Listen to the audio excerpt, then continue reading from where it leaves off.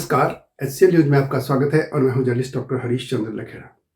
आप जानते हैं कि उत्तरकाशी के जो सिलक्यारा बड़कोट सुरंग है और जो चार धाम परियोजना की जो राजमार्ग बन रहा है उसके तहत जो ये परियोजना है उसमें 41 लोग दिवाली के दिन से अंदर फंसे पड़े हैं। बहुत कुछ आप लोग देख रहे हैं, लेकिन क्या आपके सामने मुझे लगता है कि ये चीज़ नहीं आ रही है कि आखिर इस जो सुरंग का निर्माण कौन कंपनी कर रही है। वो है company Navyug engineering company limited. वो है हैदराबाद की।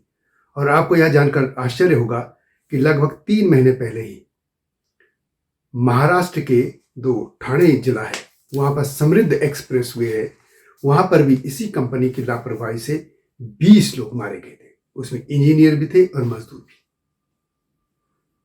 तब भी इसने लापरवाही की और इसके कामकाज पर कोई नज़र नहीं रखी गई और उसका नतीजा ये है कि 41 लोग पिछले 13 दिन से अभी मलबे के अंदर फंसे पड़े। आखिर ऐसी कंपनियों पे नज़र क्यों नहीं रखी जाती, लगाम क्यों नहीं लगाई जाती। और यह भी है कि ये जो ऋषिकेश से कर्णप्रयाग तक जो रेलवे लाइन बन रही है उसमें भी सुरंग और बनाने का कुछ काम इसी कंपनी के नाम पर है। इसी बारे में विस्तार से आपको बताऊंगा, लेकिन तब तक आपसे अनुरोध है कि इस चैनल को सब्सक्राइब अवश्य कर दीजिए।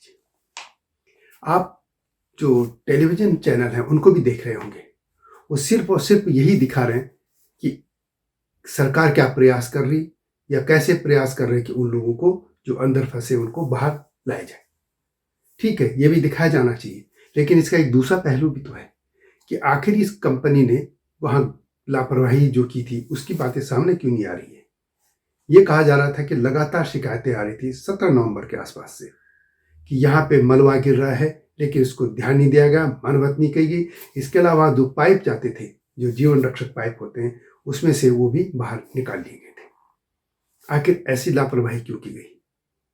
इसके अलावा वहाँ के जो स्थानीय लोग थी उनकी भावनाओं को क्यों इन्होंने नकारा किया, उनका धज्जियां उड़ा दी गई उस चीज़ की। वहाँ पे एक भगवान बौखनाग नाग का जो एक छोटा सा मंदिर था उसको इन्होंने डिमोलिश कर दिया। आखिर इस बातें तो उठेंगी और स्टेट गवर्नमेंट क्या करेगी।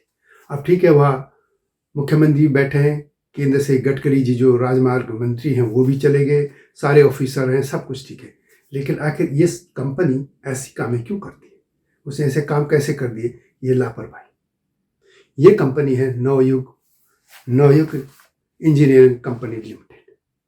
और ये जो हादसा हुआ था ये अगस्त के आसपास हुआ था, जिसमें जो ये जो समृद्ध एक्सप्रेस वे है उस पर एक पुल बन रहा था और उसमें से कई मोटे तौर पर कि वहाँ पे एक क्रेन गिर गई थी और वो ऐसे गिरी कि उसके कर्मचारी 13 उसमें मजदूर थे और बाकी इंजीनियर यानी और ऑफिसर जो है कुल मिला के 20 लोगों की उसने बलि ले ली थी।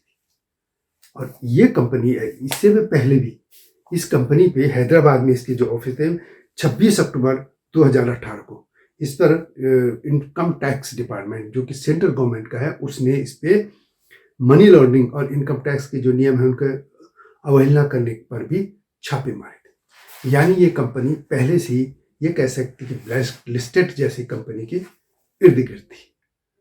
तो आखिर सवाल है कि ऐसी कंपनियों का काम कैसे दे दिया गया, और काम भी दे दिया गया तो फिर उनके काम पे निगरानी क्यों नहीं रखी गई कि ये जो मानक होते हैं वो सुरक्षा के वो पूरा कर रहे कि नहीं कर रहे। इन पर तो उंगली उठेगी और इस पे जाएगा पूरी स्टेट गवर्नमेंट और सेंट्रल गवर्नमेंट।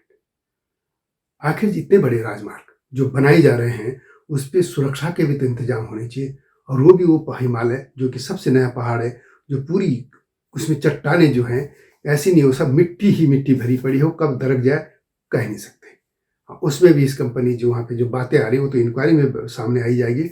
इन्होंने कुछ पाइप भी निकाल दिए थे। लगातार ये कहा जा रहा था कि यहाँ पे मलबा गिर रहा है, आखिर उसका टाइम पे मरम्मत क्यों नहीं की।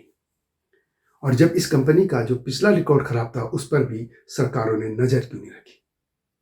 और दुख की बात देखिए कि देश भर के चैनल वहाँ चले गए, रात दिन वहाँ डेरा डमाए बैठे और वो कोई दिखा रहा है कि कैसे पाइप से बाहर आएंगे, कैसे आएंगे, वो ऐसी हरकतें करें जैसे बंदरों जैसी। आखिर सवाल है कि इस कंपनी की जो कमियां थी वो क्यों नहीं दिखाई जा रही हैं।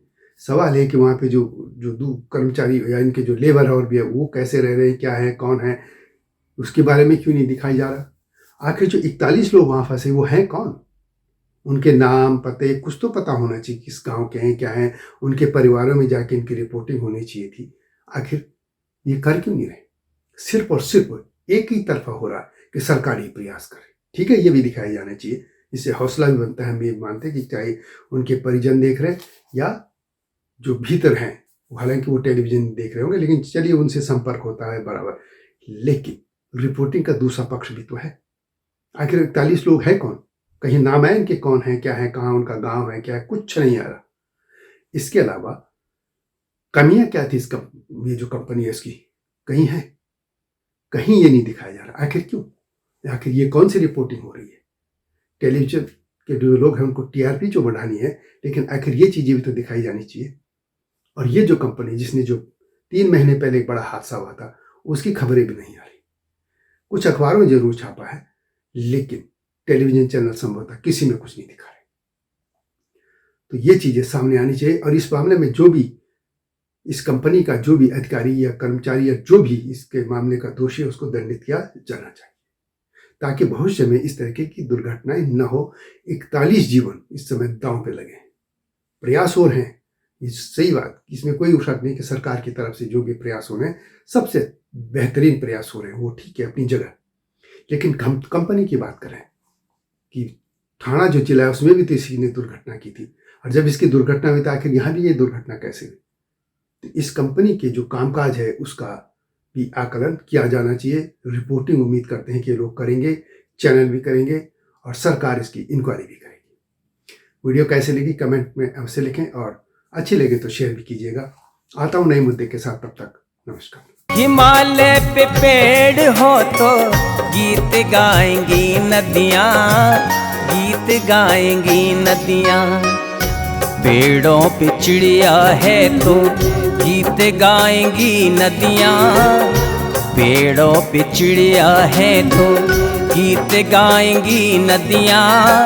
माँ की लोरी जैसे होते हैं नदियों के गीत।